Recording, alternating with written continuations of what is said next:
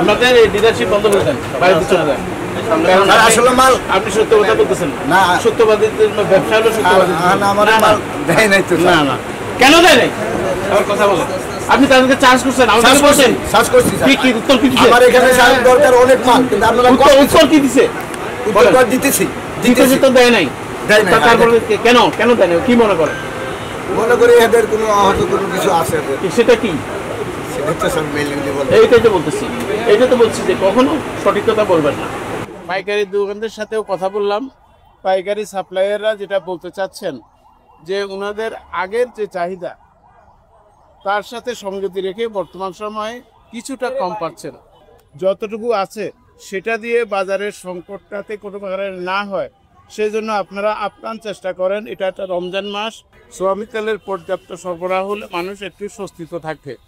প্রশাসনিক ব্যবস্থা নেবেন না? সেই প্রশাসনিক ব্যবস্থা হলো যে আমাদের প্রশাসনিক ব্যবস্থা নেওয়ার জন্যই তদন্তের দরকার।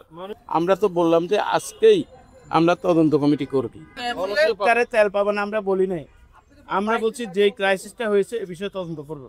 আর যেই তেলগুলো এখন আছে সাপ্লাই নাই এগুলো অবশ্যই পাবে না। এটা হলো যে সবজিটা একটা মৌসুমি পণ্য, 12 মাসে সবজি ফলে না। 12 মাসে যেহেতু ফলে না সবজি, এটা অফ সিজন আছে, পিক সিজন আছে এবং একটা মিন সিজন আছে। এটা আমার প্রয়োজন, তার অতিরিক্ত আমরা ক্রয় করব না এবং বাজারে সংকটের যেটা যদি থাকে সেটাতে আরও এটাকে মানে বাড়িয়ে দিব। অন্যদিকে আমরা আপনারা এই যে কী বলে পাইকারি দোকানদের সাথেও কথা বললাম। পাইকারি সাপ্লায়াররা যেটা বলতে চাচ্ছেন যে ওনাদের আগের যে চাহিদা তার সাথে সঙ্গতি রেখে বর্তমান সময়ে কিছুটা কম পাচ্ছেন। কোম্পানির সাথে যোগাযোগ করেছেন, তারা সরবরাহ স্বাভাবিক করার আপ্রাণ চেষ্টা করছেন বলে আমরা জানতে পেরেছি।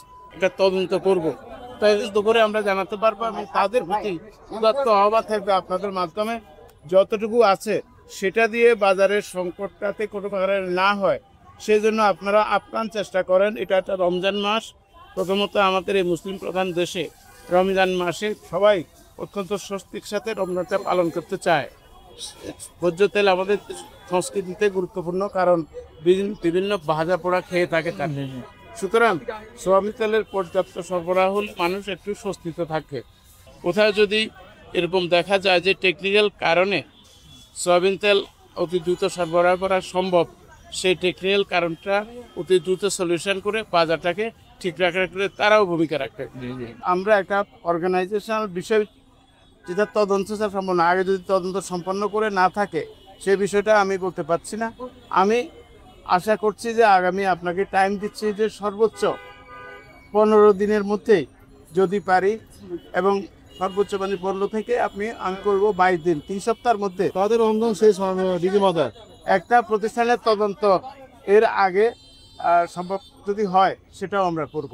প্রশাসনিক ব্যবস্থা নেবেন না? সেই প্রশাসনিক ব্যবস্থা হলো যে আমাদের প্রশাসনিক ব্যবস্থা নেওয়ার জন্যই তদন্তের দরকার। আমরা তো বললাম যে আজকেই আমরা তদন্ত কমিটি করব। পরবর্তীতে তদন্তে একটা বিষয় আছে, সেটা হলো আমাদের বন্দরের তথ্য নিতে হবে, চট্টগ্রাম পোর্টে, হ্যাঁ, আমাদের কাস্টমসের তথ্য নিতে হবে, এনবিআর এর তথ্য নিতে হবে, নিয়ে কোম্পানিগুলোর থেকে তথ্য কালেকশন করতে হবে। এই সবগুলোকে অ্যাসিমিলেশন করে তারপরে আমরা তদন্তের ফাইন্ডিংসটা তৈরি করব। তার সবাইকে বুঝতে পারছেন তেল পাবো না আমরা বলি নাই, আমরা বলছি যেই ক্রাইসিসটা হয়েছে এই বিষয়ে তদন্ত করবো। আর যেই তেলগুলো এখন আছে সাপ্লাই নাই এগুলো অবশ্যই পাবে না। এটা হলো যে সবজিটা একটা মৌসুমি পণ্য, 12 মাসে সবজি ফলে না।